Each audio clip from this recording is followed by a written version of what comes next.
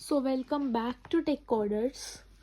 इस वीडियो में हम पढ़ेंगे हमारे टाइम स्पीड एंड डिस्टेंस के क्वेश्चंस, जो कि हमारे topic number first which is speed is inversely proportional to time, उसको कवर करेंगे और कुछ और कंसेप्ट्स को कवर करेंगे।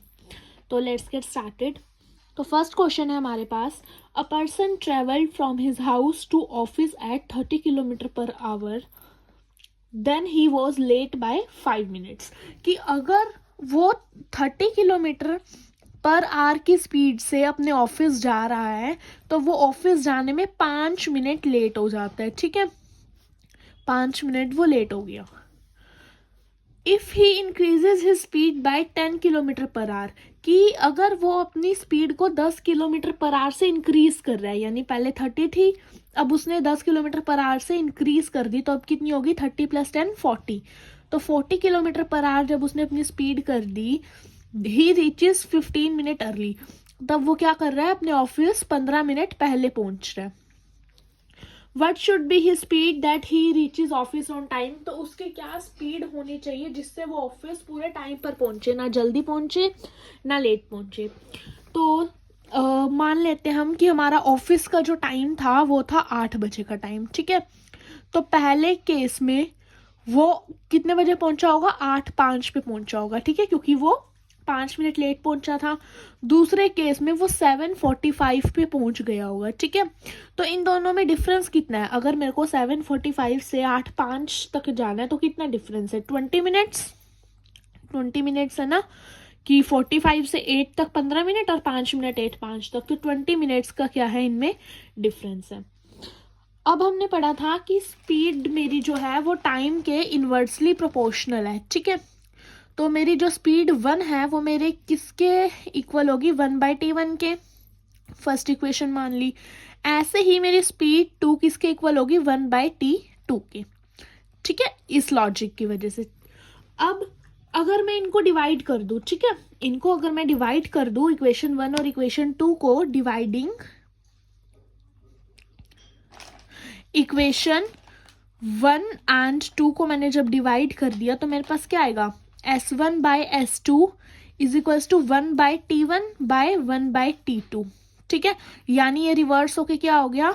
ये ऊपर चला जाता है ना, तो मेरे पास हो गया T2/T1, क्योंकि ये इधर मल्टीप्लाई में आ जाएगा तो T2/T1 हो गया। ठीक है, तो यानी कि S1/S2 मेरे किसके इक्वल है? T2/T1 के। अब मेरे को क्या निकालना था कि उसकी स्पीड कितनी होगी। तो मैंने टाइम एंड वर्क के क्वेश्चंस में बोला था कि जो चीज़ आपको फाइंड करनी हो उसको हम राइट साइड पर रखेंगे। इस क्वेश्चन में हमने स्पीड फाइंड करनी है, तो अब हम स्पीड को राइट साइड पर रख लेते हैं। तो स्पीड मेरे को फाइंड आउट करनी थी, तो स्पीड मैंने लेफ्ट साइड पर ले ली, तो ये बन गया T2/T1 is equals to S1/S2। ठीक है, तो अब ना मेरा T2/T1 अच्छा सा नहीं लग रहा, तो इसको मैं क्या कर लेती हूँ, इसको मैं लिख देती हूँ T1/T2।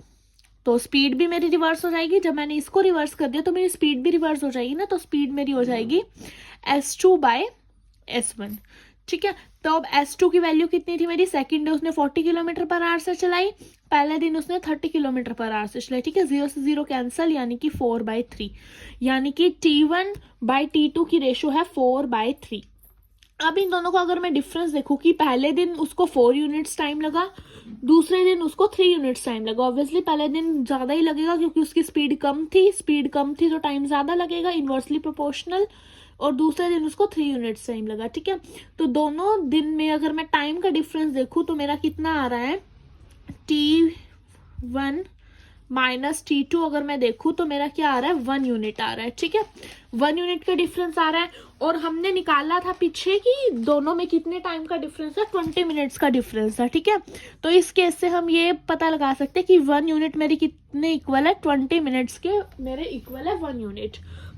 कंसेप्ट को समझना है कि हमने निकाल दिया था कि एक्चुअल टाइम मेरा क्या था? 20 मिनट्स का, और दोनों में टाइम का डिफरेंस था 1 यूनिट। तो 20 मिनट्स का दोनों में डिफरेंस था, यानी कि 1 यूनिट मेरी 20 मिनट्स के इक्वल है। तो अब फर्स्ट डे उसको कितना टाइम लगा था? फर्स्ट डे उसको 4 यूनिट टाइम लगा था, यानी कि फर्स्ट डे उसको टाइम लगा होगा 4 × 20 विच इज 80 मिनट्स। और सेकेंड डे उसको टाइम लगा होगा 3 3 × 20 विच इज 60 मिनट्स, यानी कि 1 आवर। 1 आवर का उसको टाइम लगा था सेकंड में। तो 1 आवर को अगर हम देख के चले, इन दोनों केसेस में देख के चले, तो 1 आवर में उसने कितना डिस्टेंस कवर किया? उसने 40 किलोमीटर कवर किया, क्योंकि उसकी स्पीड कितनी थी? 40 किलोमीटर। 40 किलोमीटर उसकी स्पीड थी। तो अब T1 मेरा क्या टाइम था? जो मेरा फर्स्ट डे था, तो फर्स्ट डे मेरे को 80 मिनट्स लगे पहुंचने में। T2 वो टाइम है जो मेरा सेकंड डे में था, तो सेकंड डे मेरे को 60 मिनट्स लगे पहुंचने में। तो यानी कि एक्चुअल टाइम मेरे को कितना लग रहा है पहुंचने में? देखो, फर्स्ट डे उसको 80 मिनट्स लगे, ठीक है, क्योंकि वो 5 मिनट लेट पहुंचा था, ठीक है। तो 80 में से 5 माइनस कर दे तो 75 मिनट्स उसको एक्चुअल टाइम लगेगा ना वहां पहुंचने के लिए, ठीक है। सेम यही कि यहाँ से भी हम देख सकते हैं कि सेकंड डे वो 60 मिनट्स में पहुंचा, क्योंकि वो 15 मिनट अर्ली पहुंच गया था, ठीक है। तो इसमें 15 ऐड कर देंगे तो 75 मिनट्स। दोनों केस से हमें पता लग रहा है कि मेरा एक्चुअल टाइम उसको 75 मिनट्स लग रहा है। लेकिन हमने एक्चुअल टाइम नहीं निकालना, हमने क्या निकालनी है? एक्चुअल स्पीड निकालनी है कि एक्चुअल स्पीड मेरी कितनी लगेगी उसको टाइम पर पहुंचने के लिए, ठीक है। अब सेकेंड डे की अगर हम देखें, ये पूरा 1 आवर बन रहा है, ठीक है। 1 आवर उसने टाइम लिया और स्पीड थी उसकी 40 किलोमीटर पर आवर, ठीक है। सेकेंड डे में उसकी स्पीड 40 किलोमीटर पर आवर थी ना, ठीक है।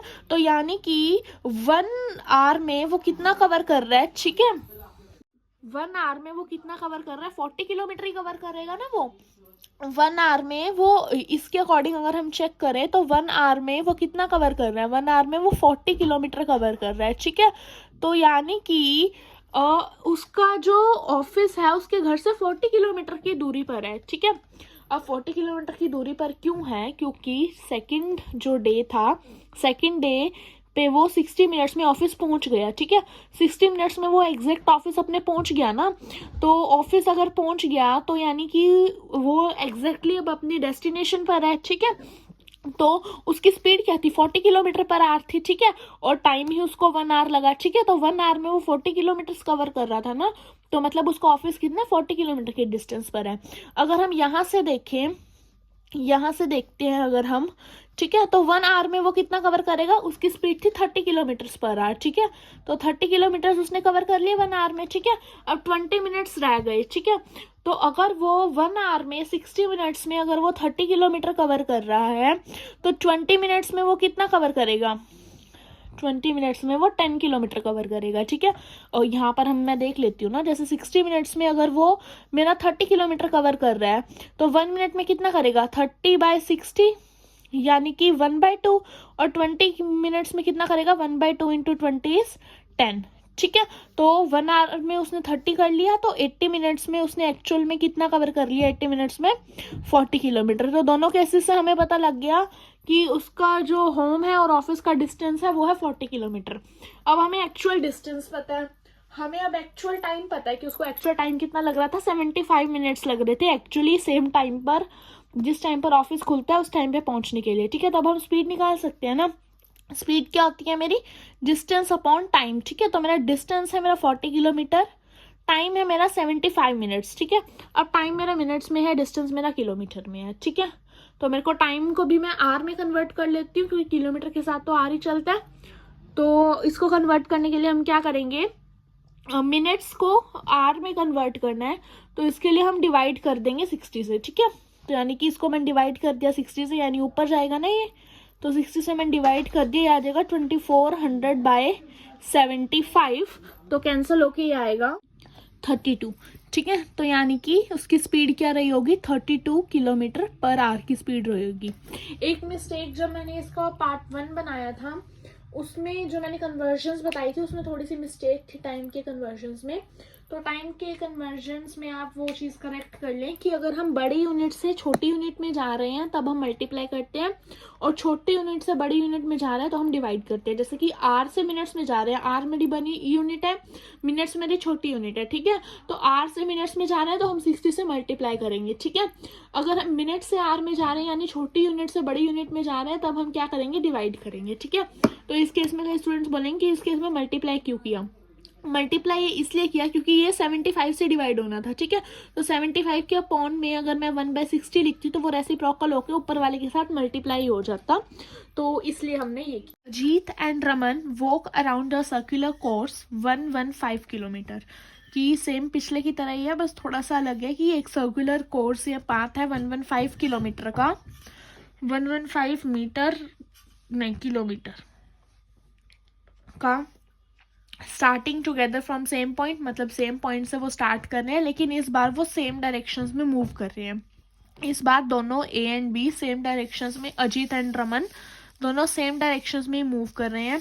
पहला वाला यानी कि अजीत 4 किलोमीटर पर आवर से जा रहा है एंड सेकंड वाला जो रमन है वो 5 किलोमीटर पर आवर की स्पीड से जा रहा है। अब हमने क्या निकालना है कि वो किस पॉइंट पर मिलेंगे, ठीक है, कितने घंटों के बाद मिलेंगे। सेम पिछले वाले क्वेश्चन की तरह ही है, लेकिन एक डिफरेंस है बस, उसमें वो अपोजिट डायरेक्शन में मूव कर रहे थे, इसमें सेम डायरेक्शन में मूव कर रहे हैं। तो अपोजिट वाले का हमने फॉर्मूला बता दिया कि कौन सा हम यूज़ करेंगे। अब सेम डायरेक्शन में हम बिना किसी कैलकुलेशन के ही, थोड़ी बहुत कैलकुलेशन का यूज़ करके अपना आंसर निकाल सकते हैं, ठीक है। तो अजित की मेरी स्पीड है 4 किलोमीटर पर आवर, यानी कि 1 घंटे में वो 4 किलोमीटर्स कवर कर रहा है। रमन की मेरी स्पीड है 5 किलोमीटर पर आवर, यानी कि 1 घंटे में वो 5 किलोमीटर्स कवर कर रहे हैं, ठीक है। तो यानी कि अगर हम 1 घंटे बाद देखें, आफ्टर 1 आवर, जो अजित और रमन के बीच में जो डिफरेंस होगा, या रमन और अजित के बीच में जो डिफरेंस होगा वो होगा 1 किलोमीटर, यानी कि रमन उससे 1 किलोमीटर आगे होगा। ऐसे ही 2 घंटों बाद वो उससे 2 किलोमीटर आगे होगा, क्योंकि 2 घंटों बाद अजित कितना कवर करेगा 8 किलोमीटर, और 2 घंटों बाद रमन कितना कवर करेगा 10 किलोमीटर, तो 2 घंटे आगे होगा। ऐसे ही 3 मिनट बाद 3 घंटे आगे होगा। मतलब हर जैसे जैसे एक आवर टाइम का इंक्रीज हो रहा है, उनके बीच का डिस्टेंस 1 किलोमीटर से इंक्रीज हो रहा है, ठीक है। तो वो मीट कब करेंगे? मीट वो तभी करेंगे ना जब ये पूरा ट्रैक मेरा कंप्लीट हो जाएगा। पूरा ट्रैक जब मेरा कंप्लीट हो जाएगा तभी वो मीट करेंगे एंड में आके। तो पूरा ट्रैक है मेरा 115 किलोमीटर का, तो वो मीट कब करेंगे? 115 आवर्स के बाद, क्योंकि 1 किलोमीटर वो 1 घंटे में है उनके बीच का डिस्टेंस, 2 घंटों में उनके बीच का डिस्टेंस 2 किलोमीटर है।